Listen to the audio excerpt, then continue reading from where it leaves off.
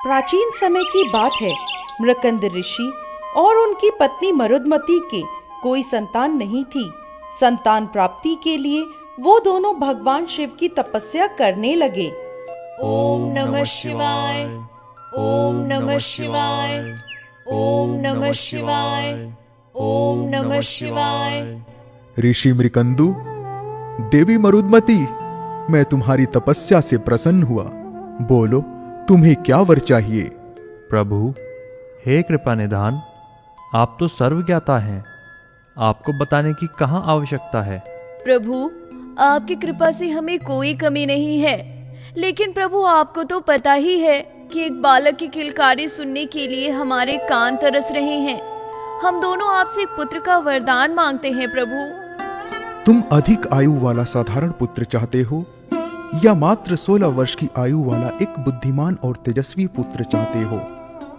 यदि तुम बुद्धिमान और तेजस्वी पुत्र चाहते हो तो उस बालक की अल्प आयु में ही मृत्यु हो जाएगी, और यदि तुम साधारण पुत्र चाहते हो तो उसकी आयु अधिक होगी। प्रभु, अगर हम साधारण और मूर्ख पुत्र का वर मांगते हैं तो उसकी आयु अवश्य अधिक होगी, लेकिन वह आजीवन मूर्ख ही रहेगा। लेकिन हम एक बुद्धिमान और तेजस्वी पुत्र का वर मांगेंगे तो वह पुत्र अपनी बुद्धि और तेज से हमारा और अपना नाम युगों युगों तक रोशन करेगा। आप हमें अल्प आयु का तेजस्वी पुत्र का वर ही दीजिए प्रभु। तथास्तु। भगवान शिव उन्हें वर देकर वहां से चले जाते हैं। भोलेनाथ के आशीर्वाद से कुछ ही समय में मरुदमती ने एक पुत्र को जन्म दिया, जिसका नाम उन्होंने मार्कंडे रखा। मार्कंडे बहुत सुंदर, बुद्धिमान, दयालु और सभी गुणों से परिपूर्ण थे। मार्कंडे जन्म से ही भोलेनाथ के परम भक्त थे। रोज वह भोलेनाथ की पूजा आराधना करते थे। भगवान शिव के वरदान से मार्कंडे अपनी उम्र से अधिक बुद्धिमान और तेजस्वी थे। उन्होंने अल्पायु में ही सारे ग्रंथ पढ़ लिए थे। भगवान शिव के लिए मार्कंडे की भक्ति की कोई सीमा नहीं थी। अपने पुत्र को इतना बुद्धिमान देखकर ऋषि मृकंद और मरुदमती अत्यंत प्रसन्न रहते थे। लेकिन जैसे जैसे मार्कंडे की आयु बढ़ने लगी, वैसे वैसे ऋषि मृकंद और माता मरुदमती को मार्कंडे की चिंता भी बढ़ती गई। उन्हें पता था कि उनके पुत्र की अल्प आयु में ही मृत्यु हो जाएगी। जब मार्कंडे 16 वर्ष के होने वाले थे तो उनके माता पिता ने उन्हें अपने पास बुलाया। क्या हुआ माता, आप लोग इतने चिंतित क्यों हैं? पुत्र, आज हम तुम्हें एक ऐसा सत्य बताने जा रहे हैं जिस सत्य को हमने हमेशा से तुमसे छिपा कर रखा था। कैसा सत्य माते? मार्कंडे के पूछने पर उनके माता पिता ने उन्हें उनकी मृत्यु के बारे में बता दिया। ओहो माता, आप इतनी सी बात से चिंतित हो? मुझे कुछ नहीं होगा, मैं नहीं मरूंगा। मैं शिवजी की पूजा करूंगा। शिवजी मेरी पुकार अवश्य सुनेंगे। आप चिंता ना करो माँ। इसके बाद मार्कंडे भगवान शिव की पूजा करने लगे। फिर आखिरकार वह दिन आ ही जाता है जब मार्कंडे 16 वर्ष के हो जाते हैं और यमराज उनके प्राण हरने आ पहुँचते हैं। उस समय मार्कंडे शिवलिंग के आगे बैठे भोलेनाथ की आराधना कर रहे होते हैं। यमराज मार्कंडे के पास आते हैं और कहते हैं, हे बालक, चल, तेरा अंतिम समय आ चुका है। यमराज जी, अभी मैं भगवान शिव की पूजा कर रहा हूँ। कृपा करके आप थोड़ी देर प्रतीक्षा कर लीजिए।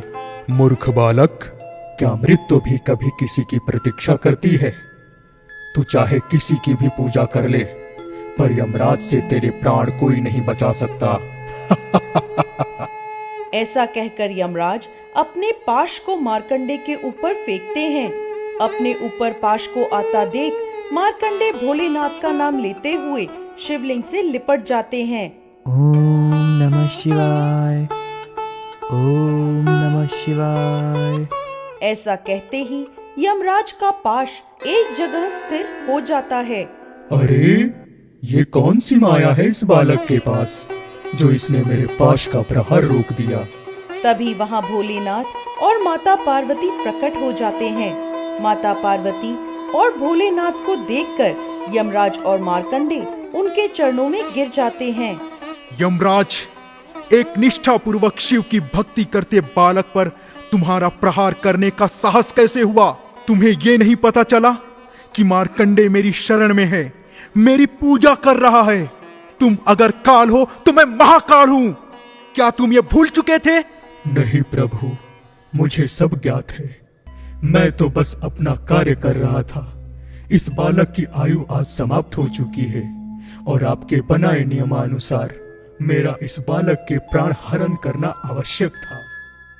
यमराज, हम जानते हैं कि ये आपका कर्तव्य है और आप अपने कर्तव्य का पालन कर रहे हैं, लेकिन आपको ये ज्ञात होना चाहिए कि जो भी मनुष्य मेरी शरण में आता है, जो भी मनुष्य मेरी निस्वार्थ पूजा करता है, तो उसका काल भी बाल बाका नहीं कर सकता। और मार्कंडे ने शिवलिंग को अपने हृदय से लगाकर गुहार करी है, तो इस बालक के प्राण कैसे हरण हो सकते हैं? परंतु प्रभु, आपने ही तो यह वर दिया था कि मार्कंडे की आयु जब 16 वर्ष से अधिक होगी तो उसका जीवन समाप्त हो जाएगा। मार्कंडे, मैं तुम्हारी भक्ति से प्रसन्न हुआ हूं पुत्र। मैं तुम्हें यह वरदान देता हूं कि तुम्हारी आयु सदैव 16 वर्ष की ही रहेगी, अथवा इससे तुम मृत्यु के चक्र से मुक्त हो जाओगे। और मैं तुम्हें अमरता का वरदान देता हूं पुत्र। मार्कंडे, तुम भगवान भोलेनाथ के प्रिय हो तो तुम मेरे लिए भी प्रिय हो। जिस तरह से मैं अपने पुत्र गणेश और कार्तिकेय को स्नेह करती हूँ, उसी भांति मैं तुम्हें भी स्नेह करूंगी। मार्कंडे, तुम भी मेरे पुत्र समान ही रहोगे। हर हर महादेव। जय माँ पार्वती।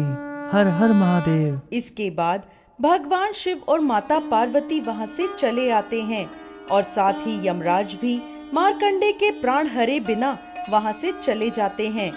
भोलेनाथ और माता पार्वती के वरदान से मार्कंडे अमर हो जाते हैं, परंतु उनकी आयु 16 वर्ष से ऊपर नहीं जाती और ऐसे ही भगवान शिव की भक्ति करने में वो अपना जीवन व्यतीत कर देते हैं।